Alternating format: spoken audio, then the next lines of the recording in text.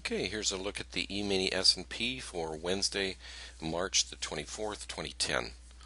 Well, we always like to take a look at the market profiles at E-mini Day Trader to give us some clues as to the condition of the market on an intraday basis. So here's the profile from today. Here's the profile from yesterday, and of course each profile also includes a volume profile. This one right here is what occurred overnight. So going into today, we knew that the market, of course, closed way up here yesterday. So we knew that obviously that high was a potential resistance area, and we also knew that either the 65 area, we had identified the 65 area, or the 62. We weren't. We knew that either one of them could potentially be a support area, and as you can see in the overnight market, it came all the way down to 62. So um, because of that, we knew that this area up here that was the high that had formed yesterday and was not taken out overnight became a pretty good resistance area. So if the market were to get up there, we'd be looking to probably get short.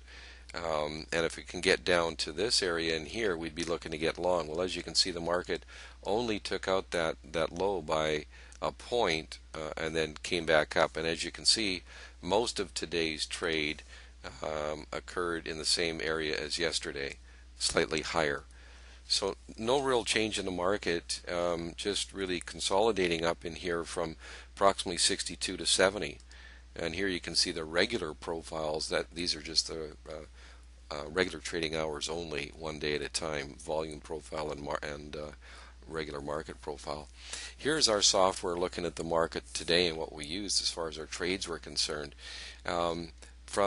So we had the area here around 62 as likely support, and around 70, 50, which was yesterday's high, as potential resistance. So you can see that the market came down a couple times, I guess you could say 4 times here, and tested it. So our system trades did not do well today. We actually had a losing day. We had a trade here, another trade here, and another trade here, and the first two we were stopped out on. The third one was in essence a break even. We also had another trade when the market dipped down here that we got stopped out on. So it's unusual. Well, we got stopped out twice in a row, and then a break even, then another stop out. So that's very unusual for us to get stopped out 3 days and on 3 trades in one day. But these things happen.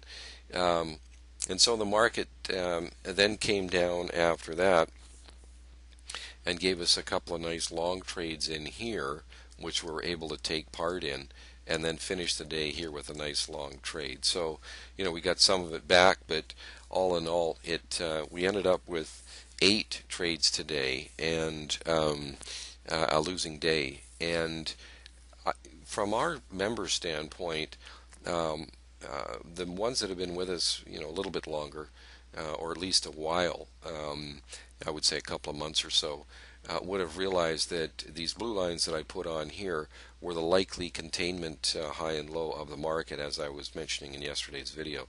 So knowing that and being on an intraday up auction, the preference would be to try and get long in these areas down here when it tested the low of that containment area. And so on that basis, which is not surprising, why these trades that got us into these long trades over in here worked out pretty well.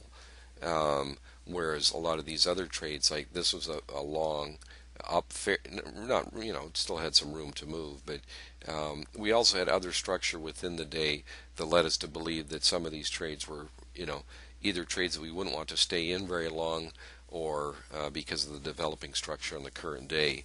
So the traders that have been with us, as I said, for a couple of months or more, kind of thing, it's generally speaking, we're more aware of this likely containment area, and if they were looking at the website, they knew it.